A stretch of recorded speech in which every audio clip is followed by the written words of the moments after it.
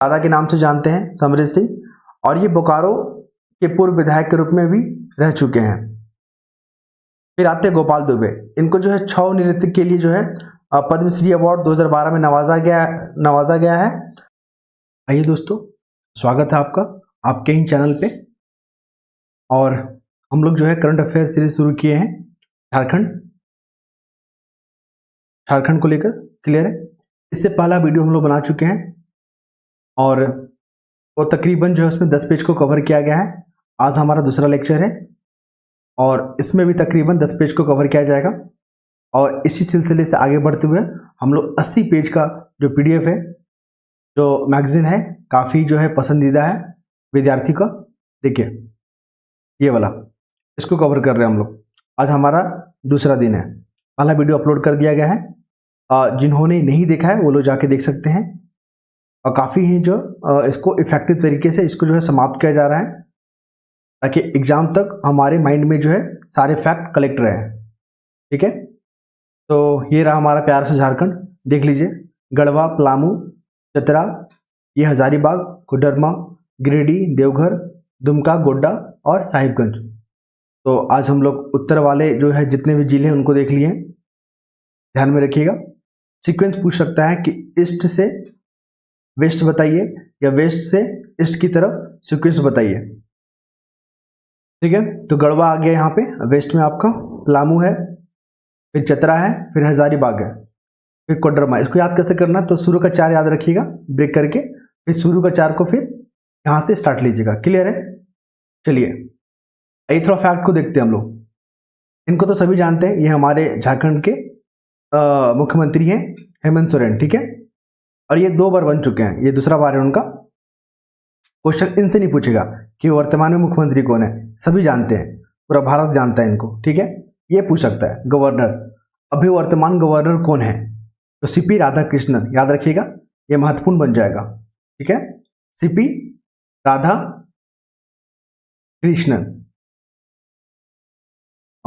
ठीक है, फिर एक और फैक्ट को देखेंगे हम लोग, बाबूलाल मरांडी। नाम याद रखिएगा। देखिए ये सब कहानी है, इतना कुछ याद नहीं रखना होता है, बस याद ये रखिए कि जब राज्य बना था अपना बिहार से अलग होकर, तो वो पहले मुख्यमंत्री थे बाबूलाल मरांडी। और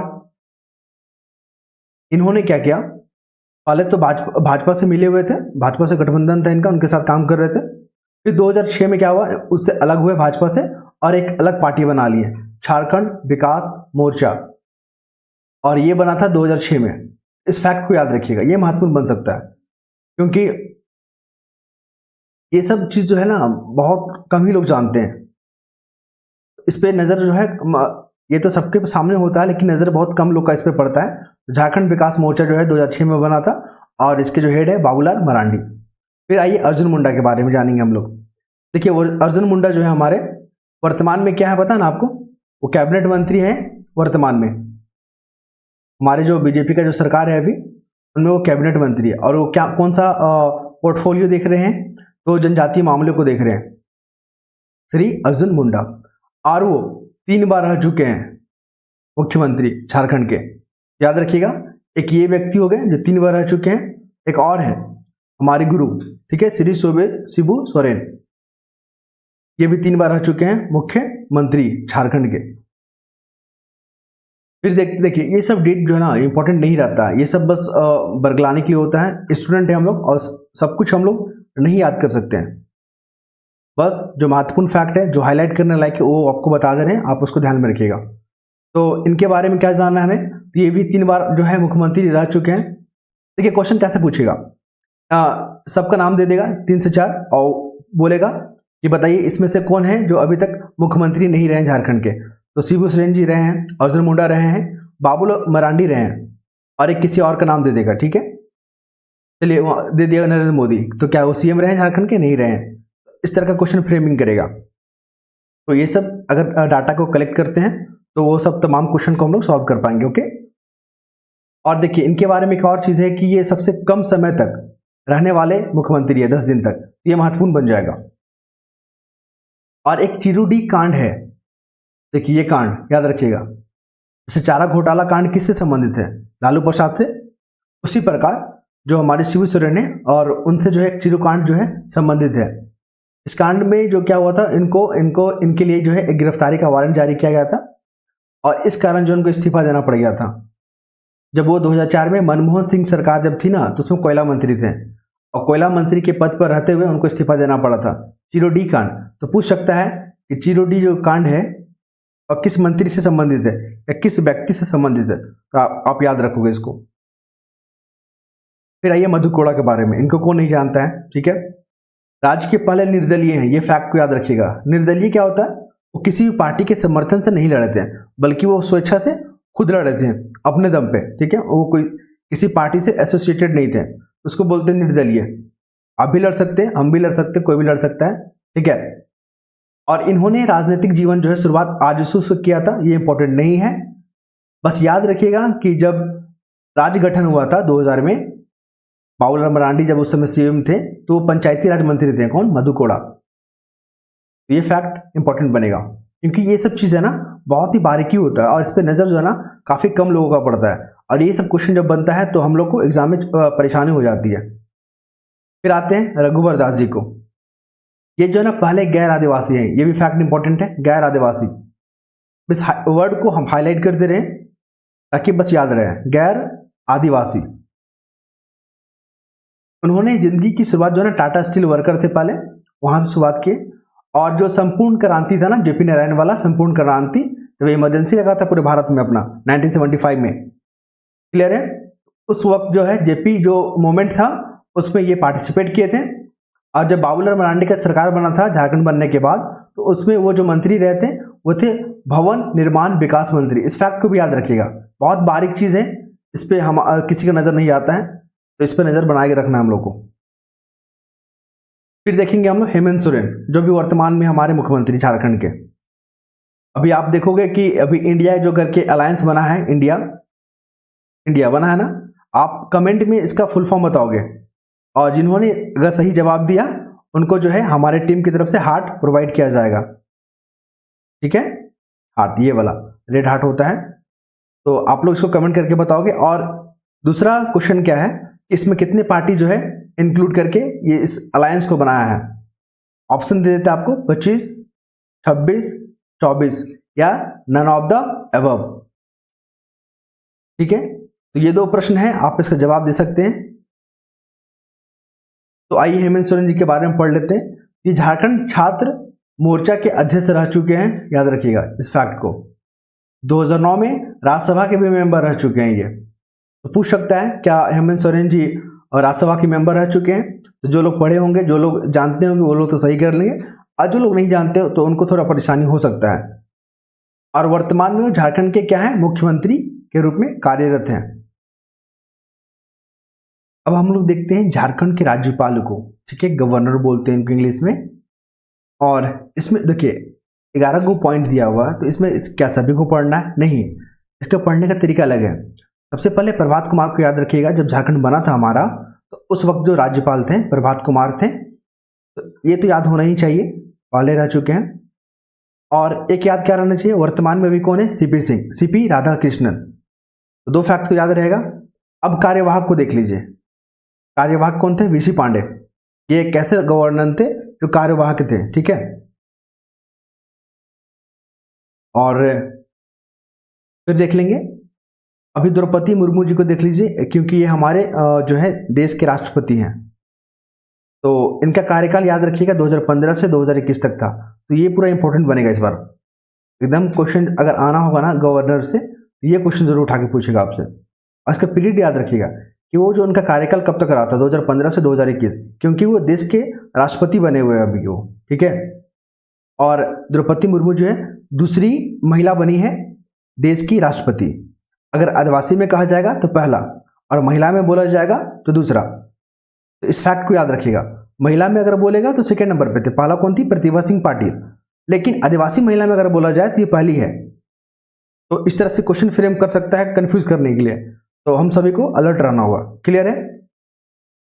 देखिए यहाँ पे क्या होता है, प्रभात कुमार को सब याद रखेगा, द्रौपदी मुर्मू जी को सब याद रखेगा, सीपी राधाकृष्णन को सब याद रखेगा, रमेश बैस ऐसा कोई ध्यान में नहीं रखेगा उनको, ठीक है। और तो ऐसा क्या करता है कि 4 गवर्नर के नाम दे देंगे और बोलेगा कि बताइए इनमें से कौन नहीं है, कौन जो है झारखंड के गवर्नर नहीं रहे। तो इसलिए एक बार सबका नाम पढ़ लेते हैं ताकि इस तरह के क्वेश्चन अगर फ्रेम करता है तो हम लोग बना सकें। Prabhat Kumar, VC Pandey, M Rama Jois, Ved Prakash, Syed Sibte Razi, K Shankar Narayan, M O H Farooq, ठीक है, M O H Farooq, Syed Ahmed, Draupadi Murmu, Ramesh Vyas, CP Radhakrishnan. Clear है? इस तरह से पढ़ेंगे हम लोग तो चीज जो है चीजों को हम लोग रिलेट कर पाएंगे एग्जाम से। फिर देखिए जब हमारा झारखंड बना था तो उस समय जो झारखंड के चीफ जस्टिस हैं, झारखंड हाईकोर्ट के जो चीफ जस्टिस थे कौन थे? विनोद कुमार गुप्ता। ये नाम को तो याद करना ही है, पहला थे वो। वर्तमान में कौन है अभी? वर्तमान में है अभी संजय मिश्रा। कौन है? संजय मिश्रा। तो इंपॉर्टेंट बन जाएगा ये। और फिर भी वही क्वेश्चन, इसमें से 4 या 5 नाम दे देगा, बोलेगा कि इनमें से कौन नहीं रहे हैं। तो एक बार सबका नाम पढ़ लेते हम लोग। बाला सुब्रमण्यम रह चुके हैं, न्यायाधीश अल्तमस कबीर, फिर कौन है? दिनांकर, फिर मुत्तुसामी, फिर ज्ञान सुधा मिश्रा, भागवती प्रसाद, प्रकाश टाटिया। देखिए पूरा नाम नहीं पढ़ना होता है क्योंकि अगर जो जो नाम हाईलाइट है ना उसको देख लीजिए खाली, जैसे प्रकाश टाटिया। अच्छा अगर ऑप्शन आता है एग्जाम में तो हमारा ब्रेन जो रिकॉल कर लेगा कि हाँ इस टाइप का जो है नाम सुने थे हम लोग। आर भानुमति, वीरेंद्र सिंह, प्रदीप कुमार मोहंती, फिर डीएन पटेल, फिर अनिरुद्ध बोस, और कौन से नाम है? फिर डीएन पटेल, प्रशांत कुमार, हरीश चंद्र मिश्रा और न्यायाधीश रवि रंजन। आप हमें कमेंट करके बताओगे कि हाईकोर्ट के जज को अपॉइंट कौन करता है। ठीक है, हाईकोर्ट के जो जज होते हैं उनका अपॉइंटमेंट कौन करता है? पहला क्वेश्चन है। और दूसरा क्वेश्चन क्या है कि मान लीजिए किसी भी राज्य में हाईकोर्ट में जजों की संख्या अगर बढ़ानी होगी तो ये बढ़ाने का पावर किसके पास है? इस बार जो है बीपीएससी के एग्जाम में पूछा गया था ये वाला। ठीक है, तो आप लोग कमेंट करके बताइएगा। जिनका भी जवाब सही रहेगा उनको जो है हमारी टीम की ओर से रेड हार्ट प्रोवाइड किया जाएगा कमेंट में। ठीक है, अब देखते हैं हम लोग राज्यसभा के सदस्य। हम सभी जानते हैं कि राज्यसभा का जो सीट है झारखंड में वो 6 है और लोकसभा का कितना है? 14 है। तो कुल मिलाकर संसद का जो सीट है हमारे पास कितना है? 20 है, याद रखिएगा। तो 6 सीट पे कौन कौन से अभी जो है काबिज हैं तो देख लेते हैं। महुआ मांझी, आदित्य साहू, शिबू सोरेन, दीपक मिश्रा, धीरज साहू, समीर उरांव। इसमें से 3 लोग जो है ना बीजेपी की तरफ से हैं। तो कौन कौन से हैं? आदित्य साहू, दीपक प्रकाश और समीर उरांव। एक कांग्रेस की तरफ से है, कौन है? धीरज प्रसाद साहू। देखिए कांग्रेस एक है तो इनका नाम याद रखना पड़ेगा। और दीपक प्रकाश बीजेपी से है और झामुमो में से 2 गो हैं। कौन कौन? शिबू सोरेन और एक और कौन है? महुआ मांझी। ये सारे जो लीडर हैं ना काफी पॉपुलर है। फिर देखेंगे हम लोग लोकसभा सदस्य। लोकसभा कितने सीट है झारखंड में? 14। और 14 में कौन कौन से हैं? देखिए सबसे पहले रांची से देख लेते हैं। क्यों? क्योंकि रांची से बिलोंग करते हैं हम लोग। तो संजय सेठ है हमारे संसद, ठीक है, और ये बीजेपी के हैं। इसमें क्वेश्चन कैसे पूछना होगा? अगर बनाना होगा क्वेश्चन तो किस तरह बनाया जाएगा? तो यहाँ पर दे देगा, यहाँ पे लोकसभा मेंबर के जो है नाम दे देगा और उनका जो है कंस्टिट्यूएंसी एरिया दे देगा, क्षेत्र दे देगा। अब बोलेगा मैचिंग कीजिए। तो संजय सेठ रांची से बिलोंग करते हैं तो ऐसे मैचिंग का फॉर्म में होगा। सभी का याद नहीं रखना है, जो जिला हाईलाइट रहता है उसको देखेंगे हम लोग। अर्जुन मुंडा कहाँ से? खुट्टी से, क्योंकि अर्जुन मुंडा कौन है? हमारे जो कैबिनेट मंत्री भी हैं वो केंद्र में, और जनजातीय मामले भी देखते हैं ये, तो ये इंपॉर्टेंट होगा। उनका जो कंस्टिट्यूएंसी क्षेत्र है वो कौन सा? खुट्टी। संजय सेठ है रांची। फिर देख लेंगे हम लोग गोड्डा को देख लेंगे, गोड्डा भी काफी हाईलाइट रहता है। निशिकांत दुबे। और कुछ क्षेत्र पलामू देख लेते हैं क्योंकि यहाँ पर बेतला नेशनल पार्क है, वहां से है विष्णु दयाल राम। कोडरमा जो है आपका अभ्रक के लिए काफी फेमस है पूरे वर्ल्ड में, तो अन्नपूर्णा देवी है यहाँ से। चतरा सुनील कुमार सिंह है यहाँ से। धनबाद तो काफी कोयला के लिए फेमस है, ये पशुपति नाथ सिंह। क्लियर है। और सुनील सोरेन जो है दुमका से हैं। सुनील सोरेन जहां तक मुझे याद है तो ये शायद हेमंत सोरेन के भाई हैं ये, ठीक है, अपने सगे भाई हैं। और दुमका से क्या है? लोकसभा के मेंबर हैं, मुझे जहां तक लग रहा है। आप लोग कमेंट बताइएगा क्या हम सही हैं क्या? मुझे ऐसा लग रहा है, रिकॉल नहीं कर पा रहा, लेकिन मैंने सुना था शायद। और हजारीबाग से कौन है, जयंत सिंह। तो कुल मिलाकर आप रांची का याद कर लीजिए, हमारे अर्जुन मुंडा जी का याद कर लीजिए खूंटी से, 2 हो गया, और एक धनवाद से याद कर लीजिए, 3 हो गया। ये 3 को याद कर लीजिएगा, तो मुझे लगता है कि अगर क्वेश्चन फ्रेम होता है मैचिंग के फॉर्म में तो आप सॉल्व कर पाइएगा। अब देखेंगे हम लोग राजनीतिक घटनाक्रम को देख लेंगे, ठीक है। बहुत ही अच्छा इसमें फैक्ट है, मजा आएगा पढ़ने में। देखिए सबसे पहला उपचुनाव हुआ है अभी।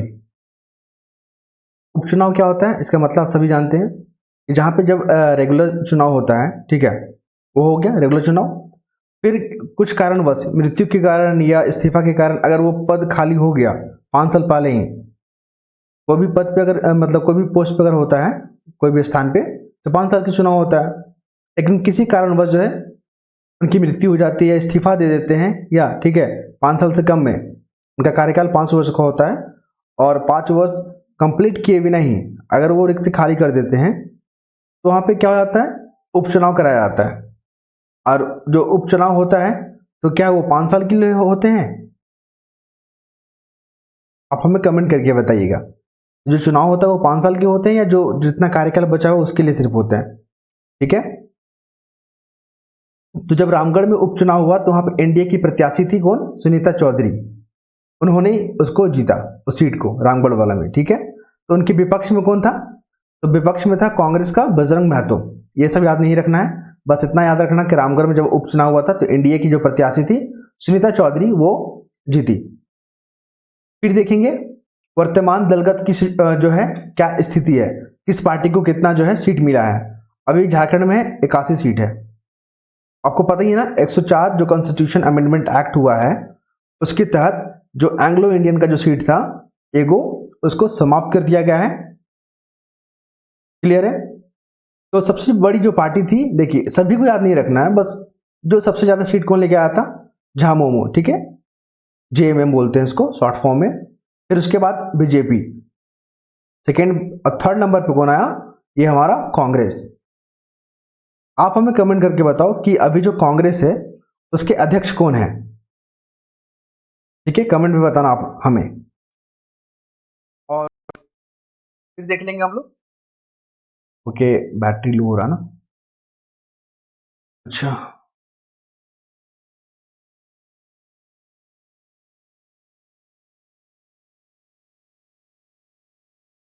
फिर देखेंगे हम लोग, क्या देखेंगे,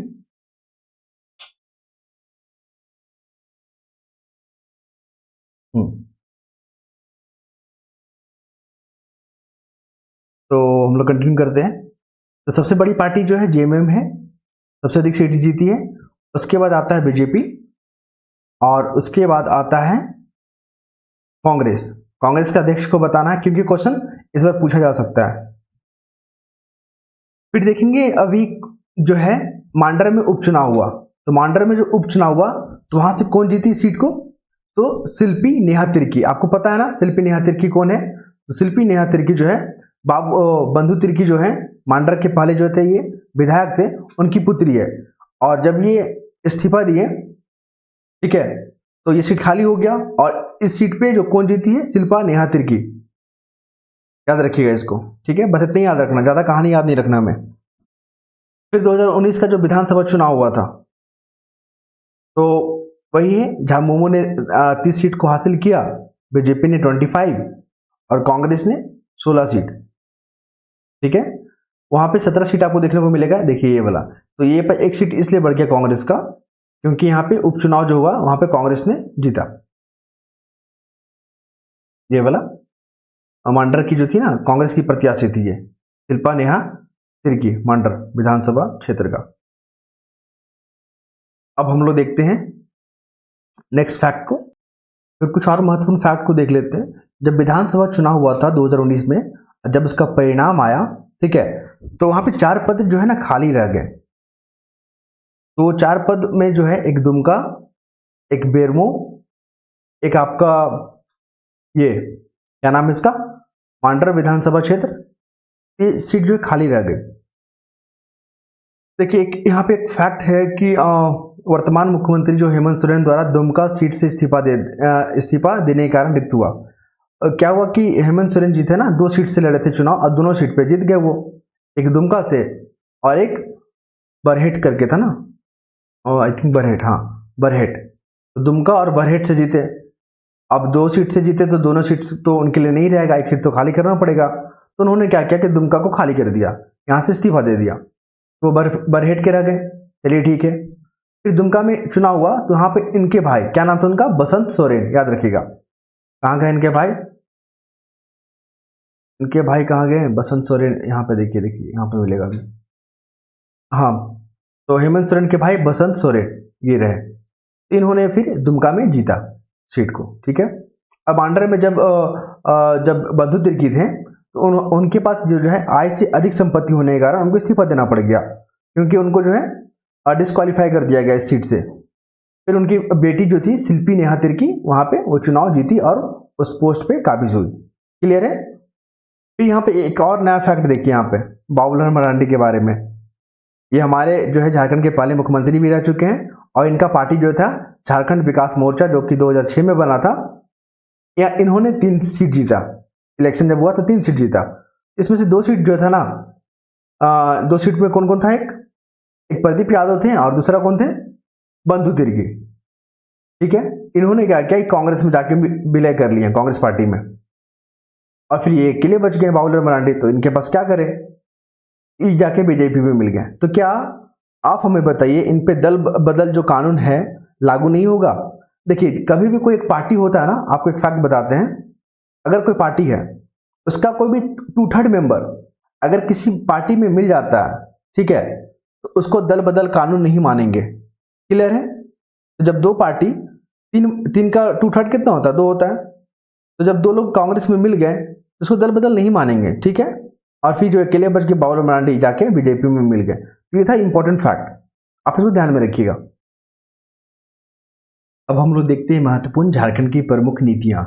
ठीक है, इतने सारे पॉलिसी है झारखंड को लेकर, जिनको झारखंड को डेवलप करना है, तो उनके लिए नीतियां बनाना होगा, और नीतियों को सही समय पे और इफेक्टिव तरीके से लागू करेंगे तो झारखंड जो है हमारा जो है अव्वल राज्य के दर्जों में जो है अपना नाम बना पाएगा। ठीक है, इसी को ध्यान में रखते हुए आते हैं हम लोग थोड़ा झारखंड की महत्वपूर्ण नीतियां। देखिए, इतनी सारी जो कहानी लिखे हुए हैं ना, उतना को फोकस नहीं करना है। सबसे पहले क्या बोल रहा है, झारखंड इलेक्ट्रिक व्हीकल पॉलिसी जो 2022 आया है, इसमें क्या देखेंगे हम लोग। देखिए, इस पॉलिसी में ना अनुदान को लेकर बात किया गया है। ठीक है, ग्रांट की बात किया गया है अनुदान को लेकर। तो जितनी भी अच्छी बातें, पॉजिटिव बातें हैं, अगर आप कुछ नहीं जानते हैं, अगर पॉलिसी में पॉजिटिव बात कर रहा है कि हाँ इसको बढ़ावा देना चाहिए, हाँ इसमें अनुदान की बात की गई है, सब्सिडी की बात की गई है, ठीक है, तो लगभग जो है वो सही होता है। तो इसमें क्या है, अगर आप इलेक्ट्रिक कार खरीदते हैं, कुछ भी इलेक्ट्रिक कार खरीदते हैं, तो उसके हिसाब से जो है आपको अनुदान दिया जाएगा। देखिए, जैसे कि अगर कार खरीद रहे हो तो 1.5 लाख रुपए का आपको अनुदान मिलेगा। अगर स्कूटी जो है गर्ल्स और बॉयज़ का जो है फेवरेट होता है ये स्कूटी, और अगर 2 पहिया वाहन खरीदते हो तो उसमें आपको 10,000 का जो क्या मिलेगा, अनुदान मिलेगा। अगर ऑटो खरीदता है तो 30,000 रुपये मिलेगा आपको। अगर बस खरीदते हैं तो आपको 20 लाख रुपए का अनुदान मिलेगा। तो देखिए, अनुदान को लेकर बात किया गया है इलेक्ट्रिकल व्हीकल पॉलिसी 2022 में, तो इस चीज़ को ध्यान में रखिएगा, पूरी कहानी नहीं पढ़ना है। अब देखिए, नई पर्यटन नीति आया। हम सभी जानते हैं कि पर्यटन को जो है इंडस्ट्री का दर्जा दिया गया है झारखंड में। तो नई पर्यटन नीति जो 2022 आया है, इसमें क्या अच्छी और खास बातें हैं, आइए देखते हैं। पूरी पैराग्राफ पढ़ने के बाद मुझे सबसे इंपॉर्टेंट जो लग रहा है, ये लग रहा है इको टूरिज्म को बढ़ावा देने के लिए। इको टूरिज्म, देखिए झारखंड में जो है ना, इको टूरिज्म को बढ़ावा देने के लिए काफ़ी संभावना है। आप देखोगे रांची में कितने सारे पार्क, कितने सारे जो है वहाँ पे नेचुरल जो है वाटरफॉल है, उसको बढ़ावा देने की ज़रूरत है। तो उसके लिए क्या किया जा रहा है, देखिए, इको टूरिज्म को बढ़ावा देने हेतु पर्यटन गतिविधियों को प्रकृति के साथ जोड़ते हुए लातेहार, नेत्रहाट, बेतला, झारखंड का सबसे जो है ना फेमस है लातेहार, नेत्रहाट, बेतला जो है यहाँ पे सर्किट बनाया जा रहा है। फिर उसके बाद चांडिल, दलमा, मिचैया और गेतलसूद को यहाँ पे जोड़ा जा रहा है। तो देखिए, यहाँ पे पूछेगा कि लातेहार को किसके साथ जोड़ा जा रहा है, तो लातेहार को जो है हमारा नेत्रहाट के साथ और बेतला के साथ जोड़ा जा रहा है। चांडिल को दलमा, मिचैया, ठीक है, और गेतलसूद इको सर्किट के रूप में जो है डेवलप किया जा रहा है। फिर इसके बाद जब हम पढ़ें तो इसके बाद जो इंपॉर्टेंट लगा, झारखंड की नई खेल नीति 2022। देखिए, झारखंड जो है खेल को प्रमोट करने के लिए 2022 में क्या है, एक नीति लाया है, और इस खेल नीति के तहत जो है इस नीति को 5 साल के लिए लागू किया जाएगा। 5 साल के लिए, याद रखिएगा इस फैक्ट को, पूछ सकता है। 5 साल के लिए इसको लागू किया जाएगा। और इसमें क्या है, पेंशन का प्रोविजन किया गया है, छात्रवृत्ति को लेकर इसमें प्रोविजन किया गया है। और जैसे कि अगर मान लीजिए नई नीति में खिलाड़ियों को 6,000 रुपये तक की छात्रवृत्ति, स्कॉलरशिप बोलते हैं इसको, और जो पूर्व खिलाड़ी हैं उनको 10,000 रुपये तक का मासिक पेंशन। इससे क्या होगा ना, लोगों में मोटिवेशन आएगा, लोगों में जो है खेल के प्रति जो है ना सकारात्मक रुचि आएगी। और जो हमारा जो झारखंड है उसमें खेल को लेकर जो है ना काफी पोटेंशियल है। आप देखोगे जितने भी हॉकी गेम होता है, फिर आर्चरी होता है, ठीक है, इन तमाम में जो है ना झारखंड के खिलाड़ी जो है ना अव्वल रहते हैं। तो हमारे जो है झारखंड में काफी पोटेंशियल है स्पोर्ट्स को लेकर, बस उसे तराशने की, निखारने की और उसको सही समय पे लागू करने के लिए जो है पॉलिसी को जो है इम्प्लीमेंट करने की जरूरत है। ठीक है, तो अगर मान लीजिए कुछ फैक्ट याद नहीं आ रहा है और खेल के बारे में अगर कुछ सकारात्मक पॉइंट अगर ऑप्शन में दिया गया है तो आप उसको आंख बंद करके सही कर सकते हैं। ठीक है, बस ध्यान रखिएगा कि उसमें आंकड़ा ना दिया हो। अगर आंकड़ा दिया होगा तो थोड़ा सा वहाँ पे परेशानी हो सकती है। अगर आंकड़ा नहीं दिया हुआ है और बस स्टेटमेंट के तौर पे दिया गया, हाँ उसमें अनुदान की बात की गई है, ठीक है, या उसमें सरकार जो है पेंशन की बात किया है, या उसमें छात्रवृत्ति की बात किया है, तो वो सब क्वेश्चन जो है आपके सही हो जाएंगे, बशर्ते उसमें आंकड़ा ना दिया हो। ठीक है, फिर देखेंगे हम लोग झारखंड खेल नीति में। देखिए इसमें बस वही अच्छी अच्छी बातें की गई है, जिससे राज्य में खेलों में खिलाड़ियों को क्षमता निर्माण और विकास पर फोकस किया जाएगा। फिर खिलाड़ियों का डाटाबेस तैयार करके अंतर्राष्ट्रीय जो स्टैंडर्ड है उसके साथ संसाधन उपलब्ध कराना, ठीक है, और देशज एवं पारंपरिक जो खेल है उसको प्रोत्साहित करना। ये सब अच्छी अच्छी बातें हैं। आप मेंस जब राइटिंग करोगे, मेंस आंसर राइटिंग, तो उसमें ये सब चीज लिखने का काम आएगा। ठीक है, फिर देखेंगे 2022 की जो कुछ खास बातें हैं, और इसमें कुछ खास ऐसा बातें नहीं नजर आया। ठीक है, बस यही है कि खिलाड़ियों को जो है छात्रवृत्ति देने की योजना है, और ये अच्छा पॉइंट है, ये पूछ सकता है स्टेटमेंट में कि झारखंड के खिलाड़ियों को राज्य स्तर में जो भी क्लास बी का जॉब होता है, क्लास सी का या क्लास डी का, उसमें सीधी भर्ती का प्रावधान किया गया है। उससे क्या होगा, ये जो स्कीम है इससे क्या होगा, नई युवा इससे जुड़ेंगे। ठीक है, तो खेल से जुड़ेंगे और खेल जो है हमारा डेवलपमेंट होगा खेल में। फिर सौर ऊर्जा को लेकर बात करते हैं। सौर ऊर्जा में क्या हो रहा है कि 2022-23 से लेकर 2026-27 तक जो है ना निर्धारित किया गया है। कुल 5 ईयर्स का जो है यहाँ पे 5 साल का इसमें टाइमलाइन लिया गया है, और इसमें 4000 मेगावाट बिजली उत्पादन करना है सौर ऊर्जा से। ये 2 पॉइंट हमें जो है महत्वपूर्ण लगा, जो आपके साथ शेयर कर रहे हैं, क्योंकि पढ़ने के लिए बहुत कुछ होता है। ठीक है, और सही चीज़ को डाइजेस्ट करना होता है ना, और सही चीज़ जो है काफ़ी पढ़ने के बाद मिलता है हमें। ये इंपॉर्टेंट फैक्ट है 2022-23 से लेकर 2026-27 तक, और इसमें 4000 मेगावाट बिजली जो है यहाँ पे प्रोड्यूस करना है। फिर देखेंगे हम लोग यहाँ पे क्या हुआ ना कि ये जो नई ऊर्जा नीति है, सौर ऊर्जा नीति है, उसमें प्राइवेट प्लेयर, देखिए निजी निवेशक को हम लोग प्राइवेट प्लेयर के नाम से भी जानते हैं। जब इकोनॉमिक्स में पढ़ोगे तो प्राइवेट प्लेयर टाइप जैसे टर्म देखने को मिलता है। तो नई नीति में क्या होता है, निजी निवेशकों के प्रोत्साहन के लिए सिंगल विंडो सिस्टम लाया जा रहा है, पेमेंट मैकेनिज्म ला रहा है, लैंड बैंक लाया जा रहा है। जितनी अच्छी अच्छी बातें हैं ना, जो जितनी सकारात्मक जो स्टेप है, वो सारी चीज़ जो है इंक्लूड किया जा रहा है। फिर देखेंगे हम लोग, आइए Jharkhand industrial investment and promotional जो पॉलिसी 2021 को इम्प्लीमेंट किया गया है। इसमें क्या अच्छी बातें की गई है, इसमें जो है ईज ऑफ डूइंग बिजनेस की जगह ईज ऑफ स्टार्ट बिजनेस पर फोकस किया जा रहा है। ये इंपॉर्टेंट पॉइंट बन जाएगा, आप इसको नोट कर लीजिएगा। फिर क्या हो रहा है, देखिए ये सबसे इंपॉर्टेंट क्वेश्चन है, यहाँ पे पूछेगा चान्हो में बन रहा है फार्मास्यूटिकल पार्क, जो मेडिसिन से संबंधित होता है। तो चान्हो में बन रहा है फार्मास्यूटिकल जो है पार्क। देवघर में बन रहा है प्लास्टिक पार्क, ये भी याद रखिएगा। फिर आदित्यपुर में बन रहा है इलेक्ट्रॉनिक मैन्युफैक्चरिंग। धनबाद के गोपालगंज में लेदर पार्क बन रहा है, और एक गोपालगंज जिला है कहाँ, बिहार में। तो आप कंफ्यूज नहीं होना है, एक धनबाद में गोपालगंज करके जगह है, वहाँ पे लेदर पार्क बनाया जा रहा है। तो आप देख रहे हो ना झारखंड में कितना पोटेंशियल है यहाँ पे इंडस्ट्री को लेकर। एक प्लास्टिक पार्क बनाया जा रहा है, फार्मास्यूटिकल पार्क बनाया जा रहा है, ठीक है, फिर क्या बनाया जा रहा है, लेदर पार्क, फिर मैन्युफैक्चरिंग क्लस्टर। अब अभी हाल में ही न्यूज़ में देखोगे ना, प्लास्टिक रेन करके एक टर्म आया है न्यूज़ में। अब जो रेन होगा ना, उसमें प्लास्टिक के कण देखने को मिला है। इसमें क्या होता है, कि जो भी हम लोग प्लास्टिक यूज करते हैं वो कहाँ जाता है, समुद्र में जाता है, फिर वहाँ पे छोटे छोटे कण में ना टूट जाता है, ब्रेक होता है, फिर जब हीट होता है वाष्प के माध्यम से जो ये छोटे छोटे पार्टिकल होते हैं ना, बहुत छोटे छोटे पार्टिकल होते हैं, वो क्या होते हैं, ये वाष्प के साथ ना ऊपर फ्लो करते हैं और ये बादल में जो है अपना जगह बना लेते हैं। जब बादल से वर्षा होती है ना, तो यही जो छोटे छोटे कण होते हैं ना, वो वर्षा के रूप में जमीन पे, धरती पे आते हैं। इसी को बोलते हैं प्लास्टिक वर्षा। ये टर्म जो है काफी न्यूज में रहा है, तो आप लोग देखिएगा, ठीक है। फिर देखेंगे हम लोग बहरागोड़ा क्या है। बहरागोड़ा में लॉजिस्टिक पार्क बन रहा है, ये भी महत्वपूर्ण है। पूरे पैराग्राफ पढ़ने के बाद ये हमें जो है काफी महत्वपूर्ण लगा। और इस नई पॉलिसी में झारखंड सरकार का उद्देश्य क्या है, 5 लाख से अधिक रोजगार जो है सृजन करना और 1 लाख करोड़ से अधिक जो है निवेश प्राप्त करना है। तो ये 3 पॉइंट याद रखिएगा, स्टेटमेंट बना के आपसे पूछे जा सकते हैं। फिर देखेंगे टेक्सटाइल सेक्टर में क्या है इंसेंटिव किया गया है। तो अगर भूमि खरीदते हैं ना, उसमें 50% का सब्सिडी दिया जाएगा। 5 वर्ष तक कामगारों के लिए प्रतिमाह 1,000 रुपये सरकार देगी, तो अच्छी इनिशिएटिव है। फिर ऑटोमोबाइल पे देख लीजिए 50% का सब्सिडी, टेक्सटाइल में 50% का सब्सिडी, जीएसटी में 75 से 80% तक इंसेंटिव, और इलेक्ट्रिसिटी ड्यूटी पे 100% की छूट। ये तमाम फैक्ट है। फिर नेक्स्ट मूव करेंगे हम लोग। अब आते हैं हम लोग कुछ और इम्पोर्टेंट फैक्ट की ओर, ठीक है। और जैसे एग्रो फूड सेक्टर में इंसेंटिव की अगर बात की जा रही है, तो इसमें 35 से लेकर 75% तक की वित्तीय सहायता दी जाएगी। चलिए ठीक है, ये इंपॉर्टेंट ज़्यादा नहीं लग रहा है, फिर भी हमने इसको पढ़ दिया।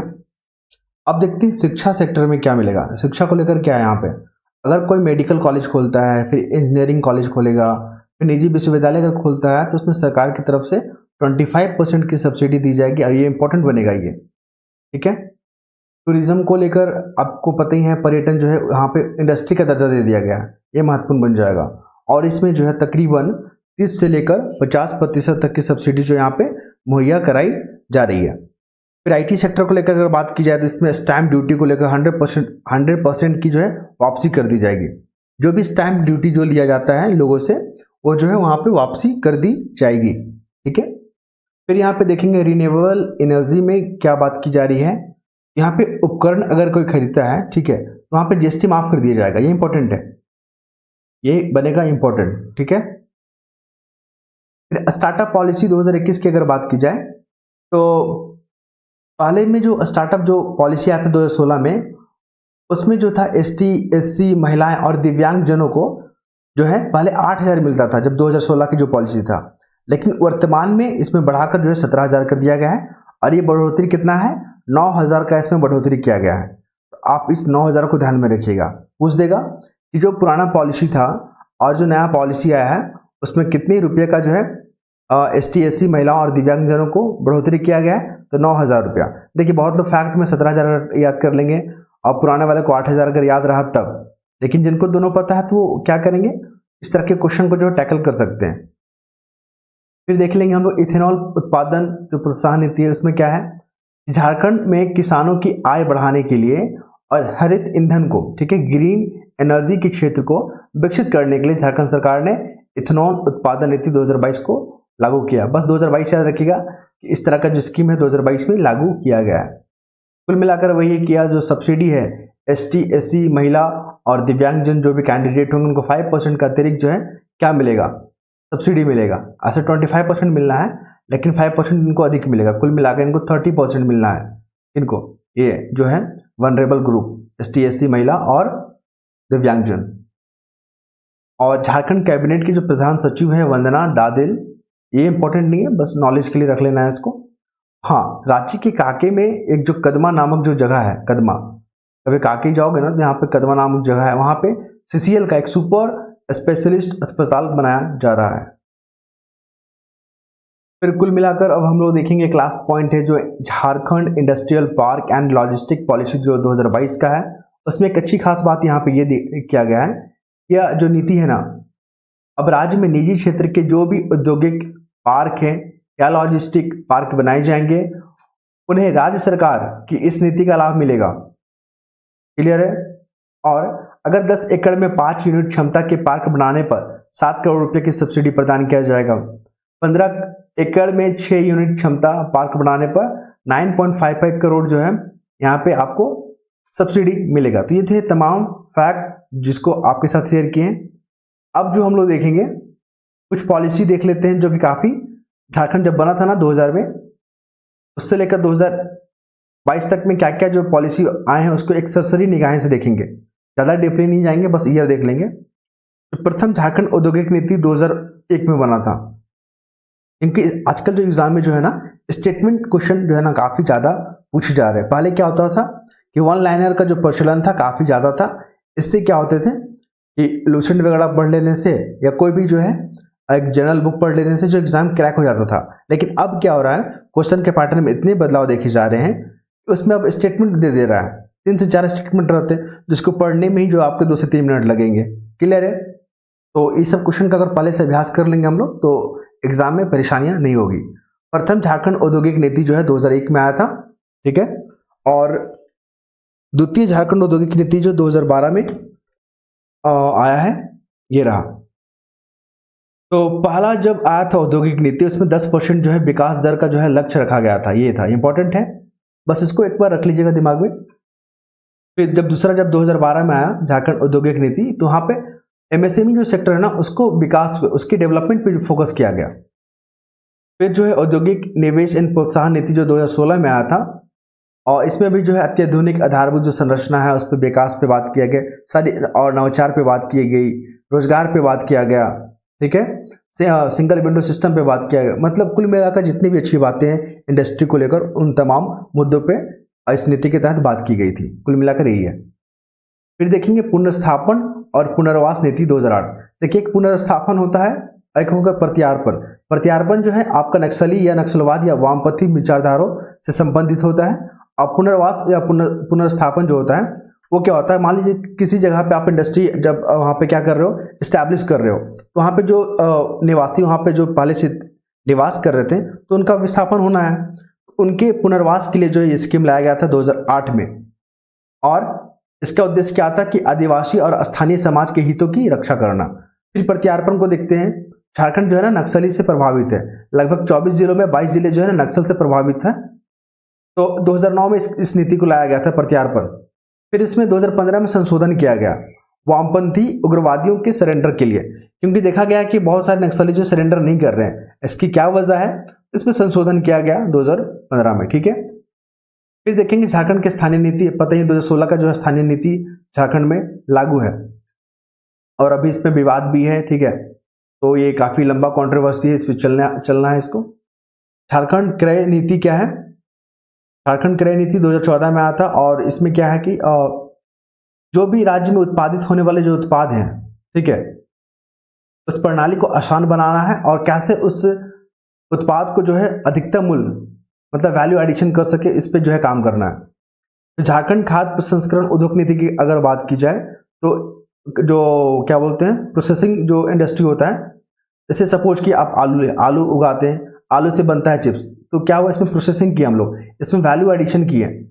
इस तरह के जो है उद्योग पे जो है बढ़ावा देने के लिए 2015 में झारखंड का खाद्य प्रसंस्करण उद्योग पे काम किया गया। आपको पता है झारखंड में जो आपका रुगड़ा बोलते हैं ना उसको, हाँ रुगड़ा जो होता है जो बरसात के मौसम में देखने को मिलेगा, अभी 15-20 दिन पहले बिक रहा था, वो झारखंड में ही देखने को मिलेगा आपको, ठीक है। और झारखंड खाद्य प्रसंस्करण उद्योग नीति जो है 2015, झारखंड राज्य और ऊर्जा नीति जो है 2015 में है, और ये जैव ईंधन पर निर्भरता कम करने के लिए इस नीति की घोषणा की गई थी। फिर देखेंगे झारखंड औद्योगिक पार्क नीति जो 2015, इसमें जीएसटी आधारभूत संरचना और बाजार पर जो है विकास करने पर जोर दिया गया है। निर्यात की अगर बात की जाए तो राज्य के निर्यात करने वाले उद्यमियों को प्रोत्साहन देने के लिए मतलब निर्यात के को बढ़ावा कैसे दिया जाए, इसके लिए जो है 2015 में अनाउंसमेंट किया गया था, इस नीति का लागू किया गया था। कुल मिलाकर यही है कि 4 ईयर दे देंगे और 4 को पॉलिसी का नाम दे देंगे, मैचिंग करना है आपको। जैसे झारखंड निर्यात नीति 2015 में बना, झारखंड फिल्म नीति फिर 2015 में बना, ठीक है। स्टार्टअप नीति 2016 में, फिर झारखंड बीपीओ और बीपीएम नीति, इसका उद्देश्य क्या था, रोजगार वृद्धि और शासन में सूचना प्रौद्योगिकी को बढ़ाना, तो ये 2016 में आए थे। इसी तरह का जो है 4 स्टेटमेंट दे देगा और 4 ईयर दे देगा, बोलेगा मैच करके दिखाइए, तो इस तरह के प्रश्न जो है बनाए जाएंगे। झारखंड मद्य निषेध नीति जो है 2016 में आया था। फिर सेवा का अधिकार अधिनियम 2011 में, एक तरफ लिख देगा सेवा का अधिकार ठीक है, और ईयर दे देगा 2011। फिर दे देगा झारखंड मद्य निषेध नीति 2016 में आया था, झारखंड मद्य निषेध नीति 2016, इस तरह का दे देगा, बोलेगा मैच कीजिए। तो जो लोग पढ़े हैं, जो लोग समझते हैं चीज़ों को, वो लोग क्वेश्चन को आसानी से सॉल्व कर लेंगे। अब हम लोग देखेंगे थोड़ा सा प्रमुख निधन, जो इंपॉर्टेंट पर्सन है, जिनकी जो हाल में ही जो क्या हुआ है, मृत्यु हो गया है या उनको स्वर्गवास बोल लीजिए, ठीक है। तो सारे इंपॉर्टेंट जो पर्सनालिटी है उनको देख लेंगे, क्योंकि एग्जाम में जो है अक्सर 1 से 2 क्वेश्चन जो है अक्सर पूछ लिया जाता है। अब इसका ट्रेंड कम रहा है, लेकिन फिर भी हम लोग रिस्क नहीं लेंगे, ठीक है, क्योंकि ये सब एग्जाम जो है ना काफ़ी समय के बाद होता है।